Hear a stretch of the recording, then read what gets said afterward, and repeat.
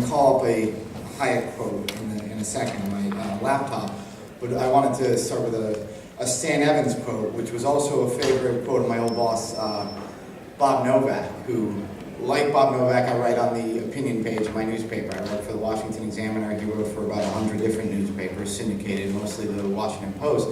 But he always tried to have reporting in his pieces. This was something I learned at National Journalism Center under Stan. And the Stan Novak quote, they said, was, writing opinions in a newspaper, writing an editorial, is kind of like relieving yourself while wearing a dark blue suit. It feels kind of good and nobody will notice. Today I'm wearing khakis, so I'm going to have to give you some actual facts. So we'll start with this Hayek quote of, "It is true that the virtues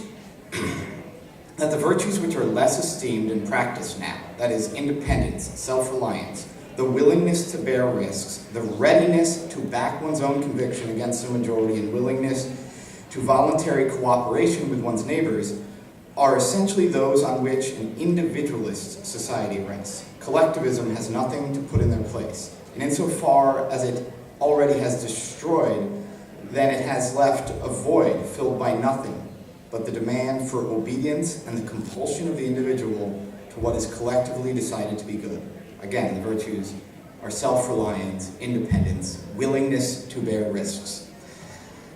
Capitalism is a system that has to do with risks and rewards, profit and loss. It has to do with entrepreneurship and risk-taking. How much have we tried to set aside the risks, set aside the individual decisions? As a society, our government, and our business leaders have done this. One of the points Hayek made was that without economic liberty, you cannot have political liberty, and you cannot have personal liberty. And in my assessment of today's political scene, the single greatest threat to economic liberty is the big business lobby, frankly. It's lobbyists here in Washington, D.C. It's big businesses that seek government protection, that seek bailouts, and that talk in terms of free markets up until things get hard, or up until they have an opportunity to regulate smaller competitors out of the marketplace. This is the biggest threat, not because they have the most collectivist, communist ideas. No, the big businesses aren't sounding, Bolshevik, but because they are the ones who actually accomplish what they set out to accomplish as far as centralizing economic power and taking it away from the marketplace.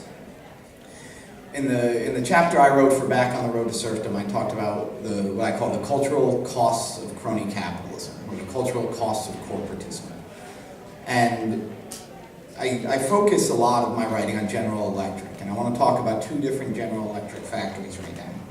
One is in Winchester, Virginia, or was in Winchester, Virginia. One is in Louisville, Kentucky. I visited Winchester, Virginia in 2009 and 2010. 2009 when they announced that they were closed, or 2010 actually, in 2011. 2010 when GE announced it was closing this factory. They said because the light bulbs that we manufacture there are being made obsolete by federal regulations. These were, of course, the light bulb regulations that require a certain efficiency. For a certain amount of brightness, it's got to have a certain amount of efficiency, effectively outlawing the traditional incandescent bulb. You can no longer manufacture a 100-watt traditional incandescent in the United States, and soon enough you won't be able to manufacture any of them at all. So this factory in Winchester, Virginia, was being shut down. So I got in my car and drove out there, and I pulled up, and you sort of have to try to sneak around the property. You pull into the visitor's parking lot, but you don't go in the visitor's entrance. You can go around worker's entrance. And I walked up, and anytime you tell anybody you're a reporter or a journalist, they look at you very skeptically, which is good. You should. But I said, I'm a reporter. I'm here. I'm writing about, we just got word that your factory's going to be shut down in a year.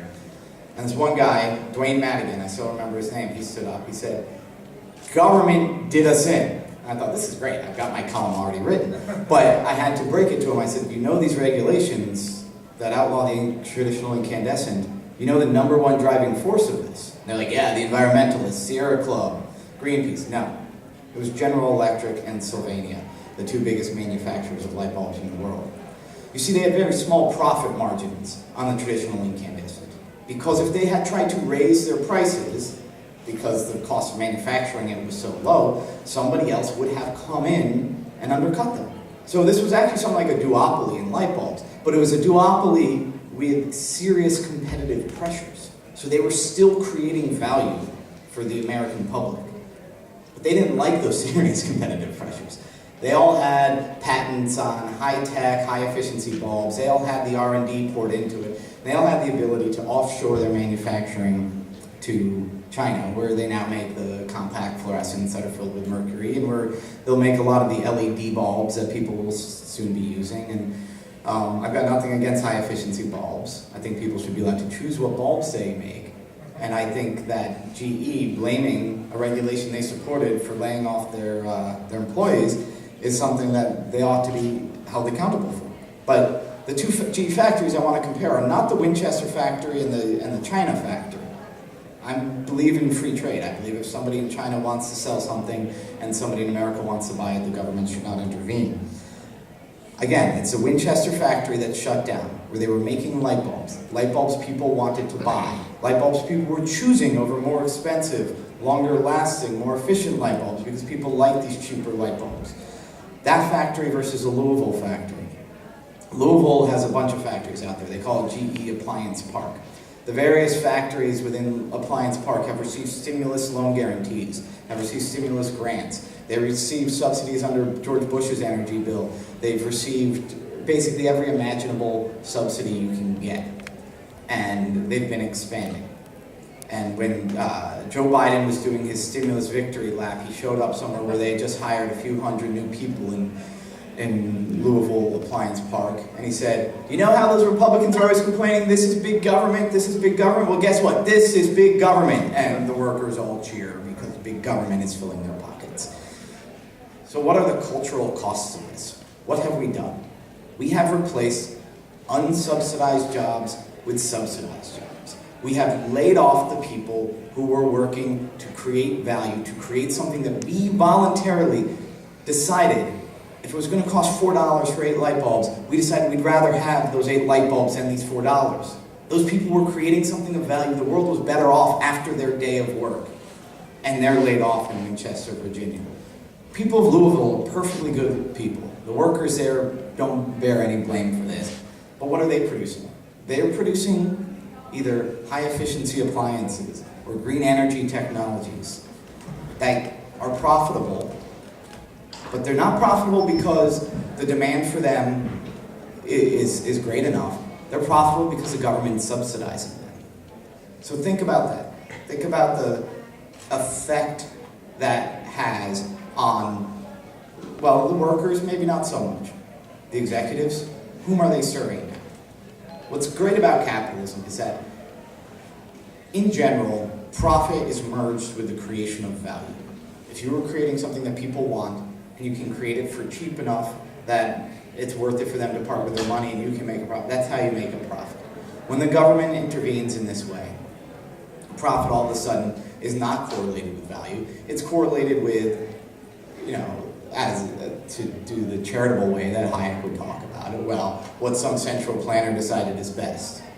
But in covering Washington, covering lobbying, I know that that's too innocent of a way to put it. Instead of what consumers demand, money now flows, investment now flows to what government demands. And that has directly to do with cronyism. Now coming up with a better idea or a better mousetrap is not as valuable as hiring the best lobbyists, as being able to afford the former congressman as your vice president for government affairs. We are denigrating the entrepreneur and the innovator and lifting up the crony and the lobbyist. And so what you are creating is a class of businesses, a class of corporations that depend on government. They are dependents. Capitalists are not supposed to be people who are out there depending. Now, they do depend on consumers. They depend on investors. But they're, again, giving something to the consumers and investors that the investors and the consumers decide are worth it. When you're depending on government, you become something of a beggar, something approaching a serf. You need to hope that you maintain their goodwill. This means you hire more lobbyists. You give more campaign contributions. You do things like you lobby against government spending cuts. So now what we've done is we've created a clientele. We've created a whole lobbying interest against limiting the government. The sequester, huge hue and cry in Northern Virginia, mostly from the defense industry, but also other companies that depend on big government for their livelihood. Think about that. How embarrassing is that if you are a capitalist and you say, government shrinking will destroy me? Now, conflict of interest here. I'm a political reporter. If government was the appropriate size, I probably wouldn't have a job. If there wasn't crony capitalism, I doubt AEI would have a project that hires me. And if there wasn't the bailout, I don't think the big ripoff would have won the culture of enterprise award from ISI. So I benefit from all of this too. That's on the table. But it's not just shifting from the innovator to the lobbyist, and it's not just shifting power from the consumer to the government. It's also simply problematic that we shift from the entrepreneur to the big business. This does erode individualism. This does erode risk-taking, and this does erode entrepreneurship. There's all sorts of regulations that regulation is supposed to, by the media, the way that they're biased, that they try to be balanced and say, well, on the one hand, this regulation will protect consumers, but on the other hand, this regulation might hurt business. So when half the time, the most effective business raises its hand and says, we want this regulation, the media goes, okay, I guess it's settled. Everybody agrees. H&R Block, #1 tax prep company, they supported and pushed for regulations on tax preparation to basically outlaw a mom and pop who might hang out a shingle. In fact, the guy Obama hired to do that within his IRS was the CEO of H&R Block. You had Mattel supporting toy safety laws. You had Philip Morris supporting tobacco regulation. All of these guys supporting regulation that obviously creates barriers to entry, keeps out new competitors, keeps out new entrants. Obamacare causing massive consolidation, especially in hospitals and all providers, and in drug making too, in part because you have to comply with the regulations which are costly, which are dead weight overhead, but in part because you have to be able to hire former congressmen and senators as your lobbyists and your lawyers to work your way around the laws. And the bailouts, obviously, have protected businesses that otherwise would have failed, whether they're banks or automakers. Businesses that would have failed, their valuable assets would have been sold, either to existing businesses or new entrants. Instead, these businesses are protected. So the 5 biggest banks, their share of financial assets in the US has gone up significantly. I think it might be 25% in the last decade. So we have consolidation across the economy. We have something that looks like a good sign, which is giant corporate profits. But if you know sort of the way free markets work, competition is supposed to compress profits, right? That the only thing that protects huge profits are barriers to entry. And sometimes there are natural market barriers to entry. It would be hard for anybody to compete with Boeing. But barriers to entry often are the regulations. And then there's the barriers to exit. That's a word people don't often use. But the bailouts saving these companies. So all of this consolidation, what does it do? It means that the entrepreneur, if he does start up at all, the best he can hope for is to be bought out by his biggest competition. It means that fewer people even consider becoming entrepreneurs. And they say, I'm going to go to work for somebody else. So this is sort of the hierarchy we have now, where the person who would be the entrepreneur is now a vice president at Boeing, and Boeing is now dependent on the state and General Electric. And so increasingly, you have these businesses where all the way up and down, there's a relationship of dependence, rather than the relationships that exist in the market. The program that Rich mentioned, under which the big ripoff won an award, was called the Culture of Enterprise Award, the Culture of Enterprise Initiative. The thing I'm working on at AEI is called the Culture of Competition. Both of these things highlight that this is a cultural thing. This is not just economics. We don't care about free markets simply because they create maximum wealth, or at least I don't. I care about them because there are virtues in a free market world in which there is competition and in which there is enterprise. And think about what it's like to seek a profit in a free market. What do you have to do? You have to establish trust of your investors. You have to establish the trust of your buyers. The virtues that are cultivated and rewarded in free market competition. Well, virtues are cultivated and rewarded. Honesty, hard work, diligence. Now, hard work is rewarded, even in a world of cronyism. But a lot of times, that's the sort of hard work there is making sure you make enough campaign contributions, making sure that you work Capitol Hill enough. And government now makes it explicit that if you don't, you will be punished. The most striking example to me was 1998, Microsoft got called before the Federal Trade Commission, but also the Judiciary Committee for supposedly conspiracy and constraint of trade, because their web browser was going to dominate. Now think about that. Microsoft was going to be too dominant, there weren't going to be other web browsers. And Orrin Hatch was a Republican, he was the one who brought them in front. Some Republican staffer said of Microsoft in the Washington Post that, well, their problem was they were so arrogant. They thought they could go out there and just make software and dominate the industry and not pay attention to Washington. I think they've learned not to be arrogant. And so that's arrogance, is trying to mind your own business. Their lobbying office was a corner of their DC area sales office was what it was at that point. And Bill Gates was asked, what do you think? He says, I think I used to come here once in a while to check on my DC sales office. I'm going to be making a trip to Washington a lot more. And sure enough, now Microsoft has a beautiful giant lobbying palace on K Street. And so then you had Hatch go before a tech conference and a few months later and say, this is my suggestion to you. If you want to get involved in business, you had better get involved in politics. And that's the way it works. So while I said that the biggest threat to economic liberty is the big business lobby, that's not where the blame lies. They are the agent that eventually pushes government towards restricting economic liberty. The cause, the original cause and the ultimate cause are government. The politicians who want more power. The state acting in its own interest. And then the politicians are the ones who owe an obligation to us, right? I can complain about what General Electric does, but if I'm not a shareholder, they don't have any obligation to listen to me. But I get to complain about what my politicians do. And the politicians, many of them explicitly want the government to play a better role in the economy. They explicitly think government can control the flow, can make a more efficient flow of resources than people can. They're called liberals. Many others, though, are supposed to be conservatives, right? But they confuse being pro-liberty with being pro-business. And again, this is why the collusion of business and government is the most dangerous, is because it is the easiest way to lure the supposedly free market politician into supporting bigger government. And to return to Obamacare, for a final point.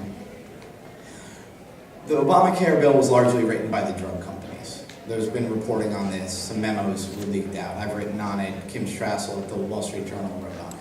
The hospitals, of course, loved it too. They filed amicus briefs in the courts trying to save the individual mandate in private health insurance, and so the insurance companies were on board with some of it, opposed to the rest of it. Obamacare highlights one of the things that Hayek warned us of. You erode economic liberty, you erode personal liberty. In Obamacare, we go ahead, first of all, we socialize more of our healthcare expenses. This is the justification for things like smoking, cigarette taxes, and nanny statism that Michael Bloomberg will do. Is if I'm paying for your soda, I have the right to tax your soda or restrict how big of a soda you can drink. And I'm paying for your soda if I'm paying for your medical bills. But then also, if your business is basically being propped up by insurance subsidies or something like that, you're just you as an employer, then Obamacare then introduces, well, the mandate in contraception, requiring employers to cover morning after pills, contraception, sterilization. It requires increasingly any provider is dependent on government spending. So if you're a hospital and you're trying to get away with saying we don't perform abortions here, you're getting pinched. And then we saw it in the banks with the bailouts.